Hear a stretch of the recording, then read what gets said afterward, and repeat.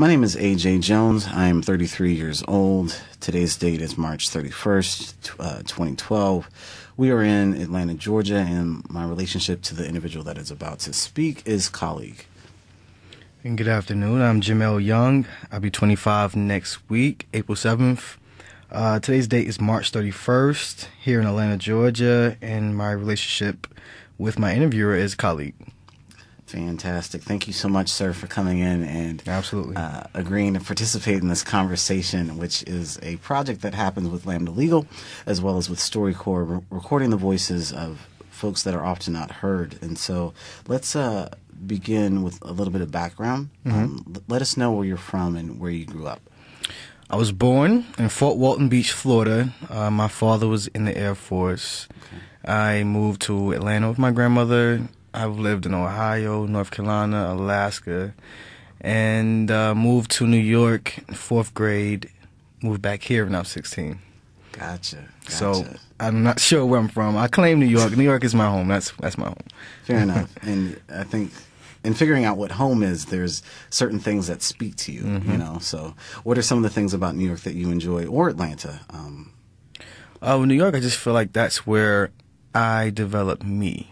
You know, my grandmother raised me, so it was pretty much what she dressed me, where I went was with her. You know, everything was about my grandmother. New York is kind of where I developed my individuality. I understand.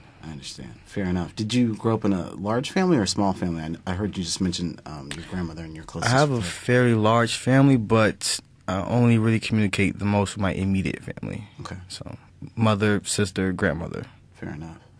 And so you said you moved to Atlanta when you were 16? Yes. Okay. So did you come here alone, or did you come here with? I moved here with my mother because she got pregnant, and she didn't want to raise my sister in New York, so we came here. I see. Was that a culture shock being here? No. It was a cool transition. Sweet. So let's fast forward, or not so much fast forward, but if you were to synthesize age 16 to the young man sitting with us today, what kind of words would you use to describe yourself? If you were to be talking to someone that you're just getting to know, or that doesn't necessarily know you very well. Accomplished.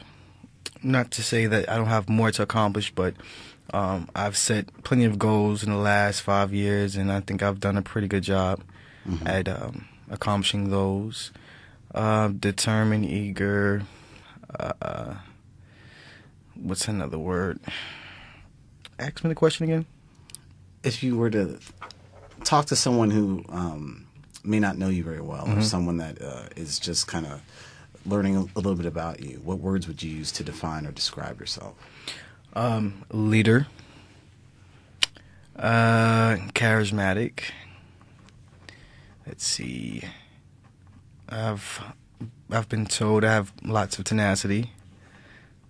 Yeah, that's about all I can really think of as of right now. Intelligent, analytical. I think all those fit, and from my experience, those seem very true and appropriate for you.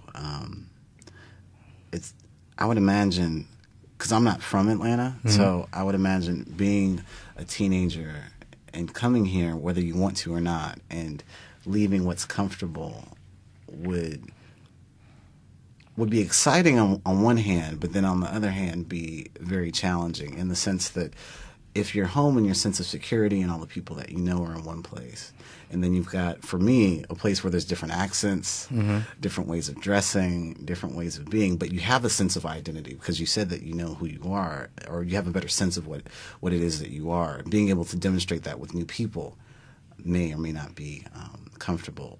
Can you tell us a little bit, like maybe if there's a story or something that speaks to that transitional period?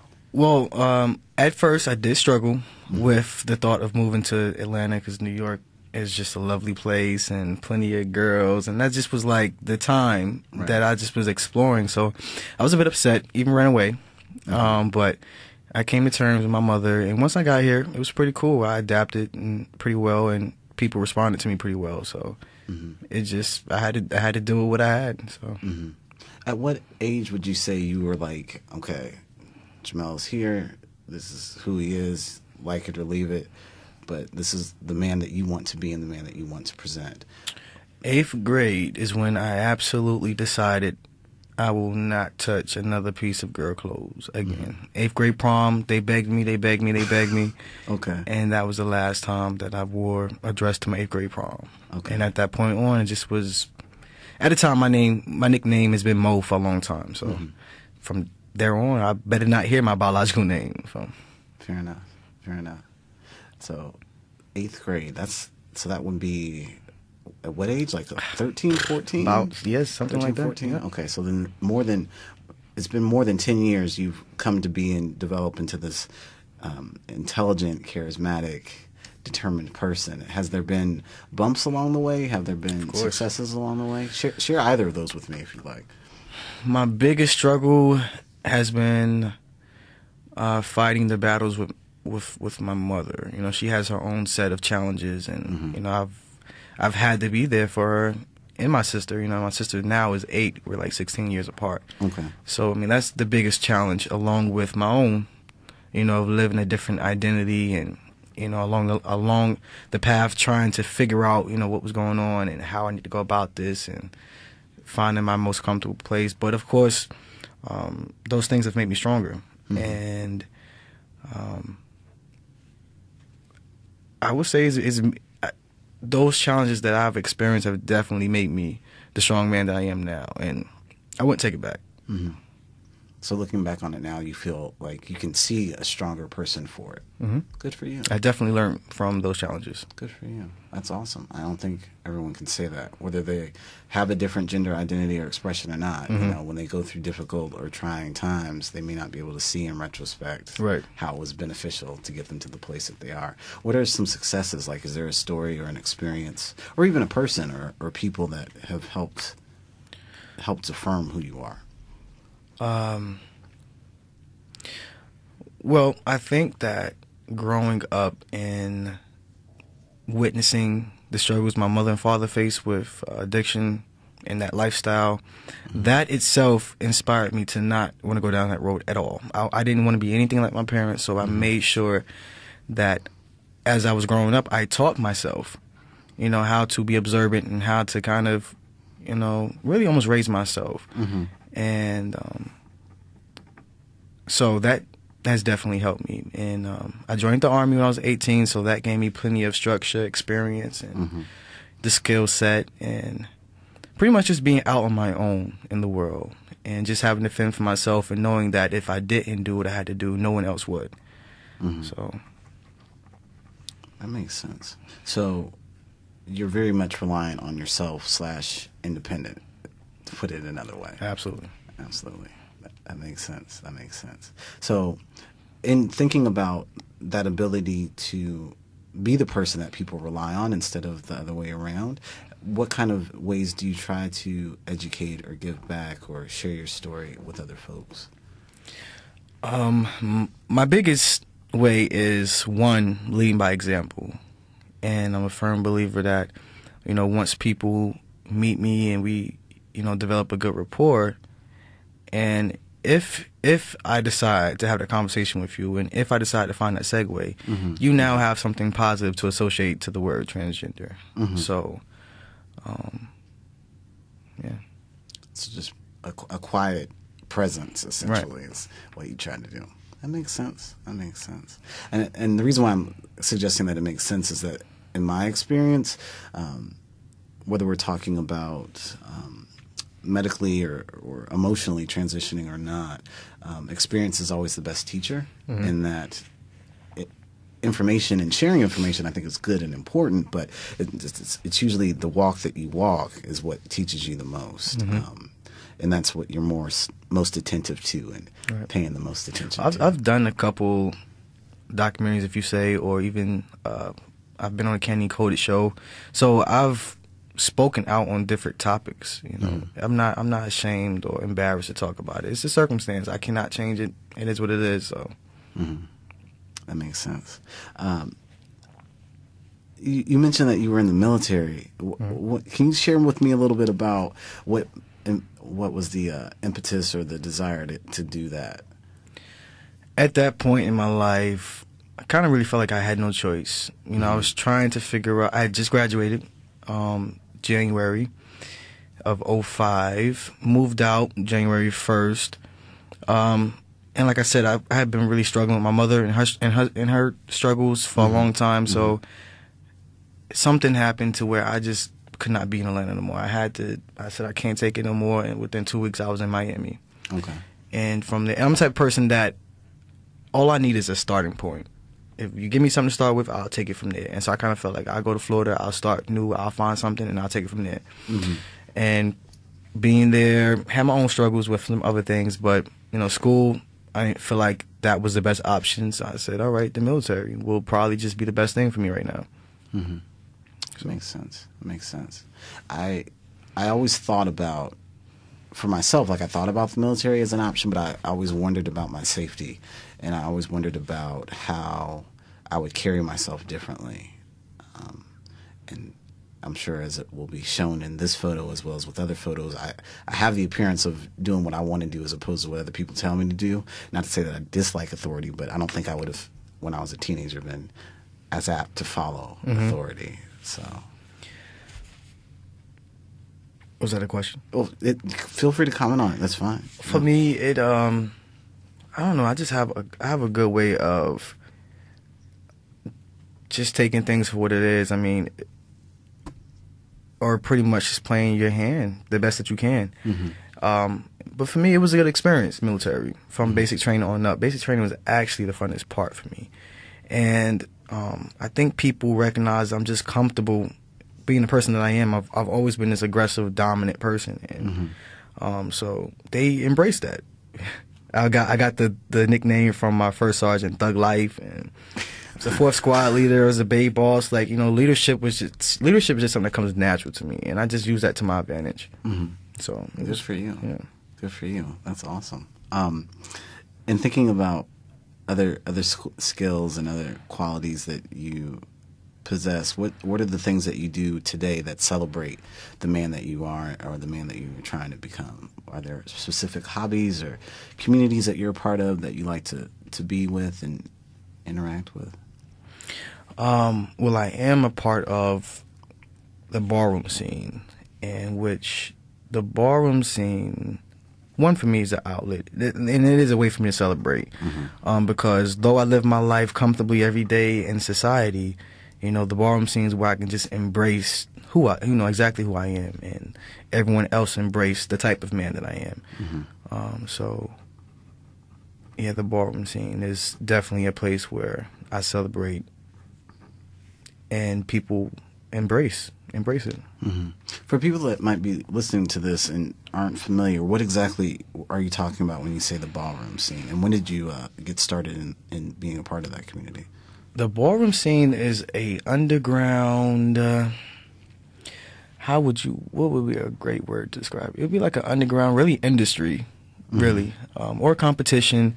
It's events that consist of different categories, like runway or fashion categories, like urban streetwear, best dress, sneaker versus sneaker. Then you have performance categories where voguing is a new form of dance, and then you have categories that I walk, which is realness. And for the gay men, they have where their objective is, if you were to see me on the street, you should not be able to tell that I'm gay. So my category is Trans Man realness, in which walking on the street, you should not be able to tell that biologically I was born a female. So, which is interesting, and again, I get a good response. So, you know, it's always good to be embraced. It's a good feeling. When did you get started, or how did you get started in walking? When I joined the military, I met a few friends that were already involved, and actually my girlfriend took me to my first ball, and it just kind of took off from there. And really supporting my friends, going to the balls with them and supporting them, I just kind of started participating myself. Cool. How many balls would you say you've walked in thus far? I can't count that. It's been years. It's been a couple of years. Oh, okay. It's been since I've been walking since '07. So, '07. Okay. So More consistently the last 2 years. Okay. So off and on 5 years. Mm-hmm. Damn. That's. Whoops. I don't know if you can. I guess you can curse on these, but yeah, that's a lot. Right. That's quite a bit. And I probably do an average of maybe 3 or 4 balls a year. Mm-hmm. It just really depends on how big the ball is, where it's at, how much money I have, Mm-hmm. So, but I average about 4. Mm-hmm. Gotcha. And have you seen, in your experience with this community, have you seen a difference in how people look at or evaluate realness? Which is the category you want? Yeah. Would you say they're good differences or bad differences? I mean, it all depends. It's all about really preference. I mean, just like, I'll use example, another category is sex siren, which, you're judged on how sexy you are. But the thing is, what makes you sexy to one person is different to the next person. So, right. Someone being real, I could be, next to someone who has plenty of facial hair, just, not really clean cut, but that's real. It's real, grimy, or whatever you want to call it, but it's real. So people do have their own different ways of determining what's real to them. Mm-hmm. Mm-hmm. And what's always I've thought interesting about it, as far as the information that I have and that I know about the ballroom scene, is that there's such a diversity in the sense that you don't know who. I mean, you have a sense of who the judge is going to be, but you don't necessarily know who's going to walk every single time, because some people are doing it for the very first time, or some people are doing it after countless of years and experiences with this particular category, and this is where they're at, and this is what they're feeling. So therefore, this is their expression on that particular time. So to me, that's the interesting and exciting part about it, is because you just never know who that person is. And particularly in your category, you don't know what they're going to look like either, because if a person is medically deciding to transition, then their body is going to change somewhat rapidly, or it's going to change from year to year, I guess is what I'm trying to get at. Have you noticed, because I know the last person that I had spoken to, they had mentioned this, and I'm curious about your thoughts. Have you noticed or seen women or female-identified folks begin to take HRT? And for folks who may be listening that don't know, HRT is hormone replacement therapy. Have you known of female-bodied folks that have done that to get that edge, quote-unquote, or get that one-up for competitions? And that's the sad part about it.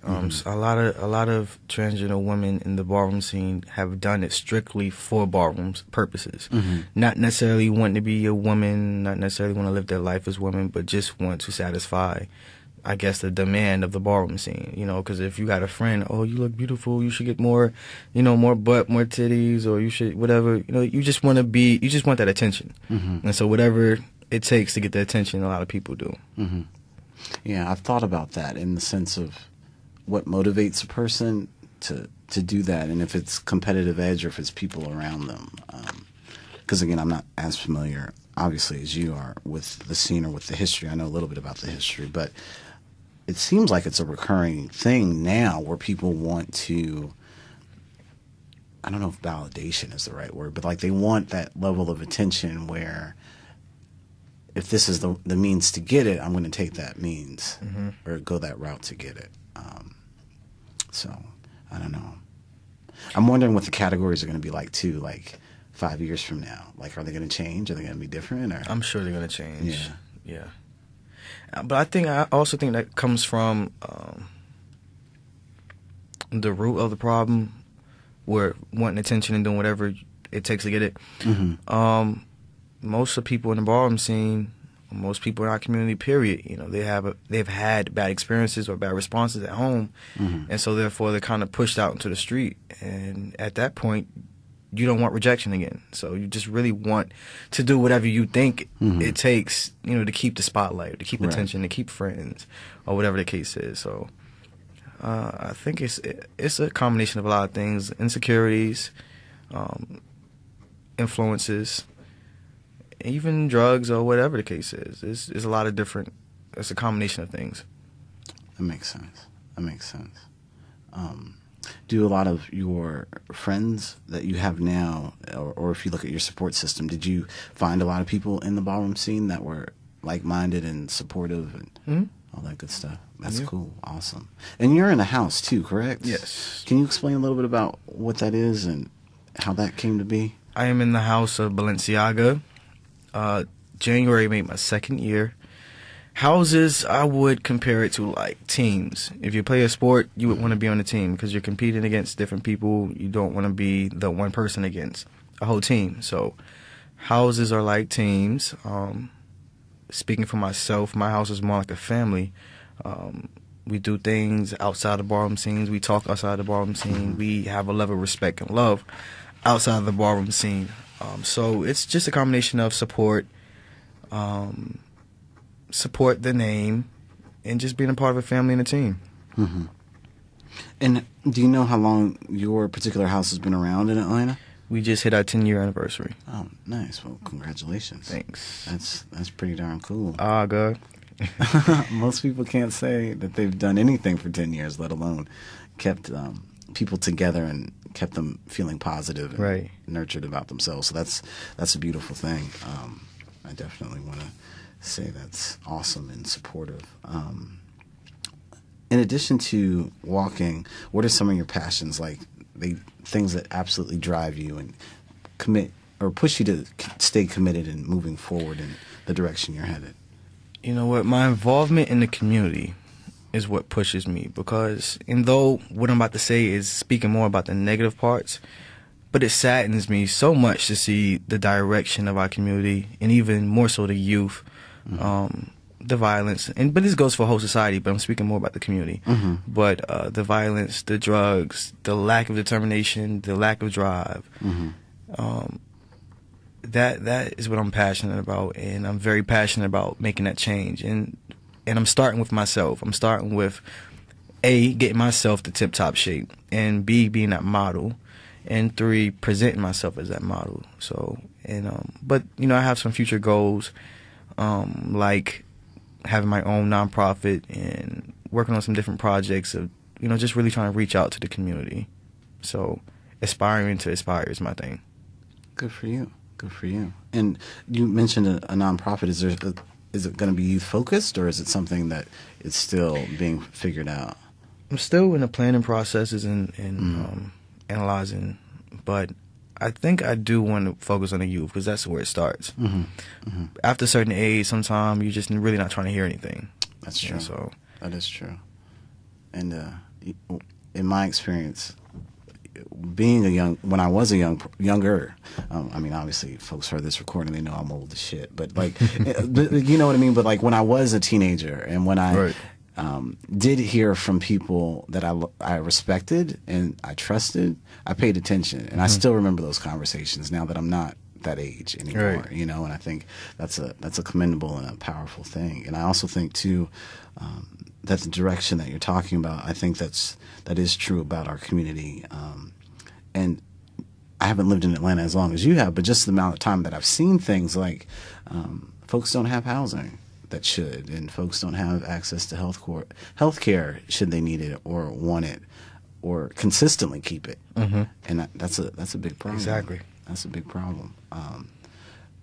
When you were talking about violence, are you speaking on specifically violence that is perpetuated against the community, or are you talking about both forms of violence? Because when you said it, that's what I heard. Absolutely both. Yeah. Well, one, inside of the community is so competitive, and even human nature can be malicious, and so it's just a lot. It's a combination of a lot, and then you have drugs, and that's the biggest influence chemically, and it's just, I don't know. And even against our community, of course, gay bashing or whatever the case is, or fear of not wanting to be outed, or it's a lot. Even the different lifestyles that some people, I guess you could say, are kind of forced to live, because we do have problems with trying to find employment, and so some people give up, and they're kind of pushed to a lifestyle that is very dangerous. So that's another issue, and I just really wish that people knew that it doesn't stop there, that you can do whatever you want to do, that you don't have to do what you think is your last resort. It's really not that. I completely agree. And I think that amount of hope that there's something else available, and something else available that's better, is what I try to impart when I can and however I can. And let's say, you know, we're fast forwarding 10 years from now, and someone says, oh, AJ and Jamel had this conversation. You need to hear this section, because in this one section, they drop some knowledge. What would that one jewel be? Meaning that one thing that you want, if no one else catches in throughout all this phenomenal talking time that we've had, if there was one thing that you wanted someone to hear about, what would that be? Well, very frequently, very often, I have conversations about, you know, my situation, being transgender, and educating people, because for the most part, if I meet someone, they won't know off gate, and they won't know unless I decide to tell them. And so, you know, that's where all the questions come in, and it's just surprises me how ignorant people are, and ignorant not in a bad way, but just not knowing, you know, not getting it, not understanding, when it's not the heart of a concept. So here's the thing that people should really understand, like, we're humans, and all humans are just different. You know, we all feel different things, and for me, I decided to transition because I just could not live both sides of the fence anymore. I needed to live my life comfortably. Like, people don't understand how it impacts your life when you just cannot be you. You know, I couldn't look in the mirror for a long time because I just did not feel like the person that I saw. And not that I just felt like I was ugly. You know, I've never felt like I was unattractive. I just didn't identify with being pretty. It just made me feel embarrassed and disgusted, or whatever the case is, or not, or messing me up socially because I didn't want to talk, because I didn't want to hear my voice. And you know, it's just, people don't understand what goes on the inside. And you know, I just really wish that people understood that sometimes you just got to do what you got to do to make yourself happy in order to do more. You know what I mean? Because how successful can you be if you're not happy with yourself? And you know, and the biggest conversation I have is about my sexual preference, because people don't understand. People like to put people into these boxes where you look like this, you're supposed to do this, you're supposed to do that. I'm the type of person to go against the grain. I like to do what I like to do. And my thing is that orientation, preference doesn't have anything to do with identity at all. I am a male. Think, feel, talk, walk, everything like a male. That's me. That's what I internalize. But what I like in a person, what I like to do, doesn't have anything to do with me being a man at all. It doesn't affect it, doesn't change it, anything. So I think people think about the wrong things. I really wish that people just look at individuals individually. You know, when people ask me, well, what do you like then? I like people.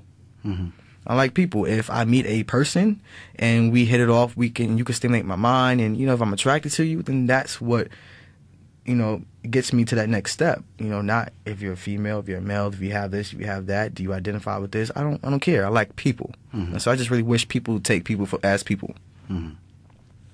Very, very well said, and I couldn't say it better myself. I think that the uniqueness that is the human condition sometimes gets over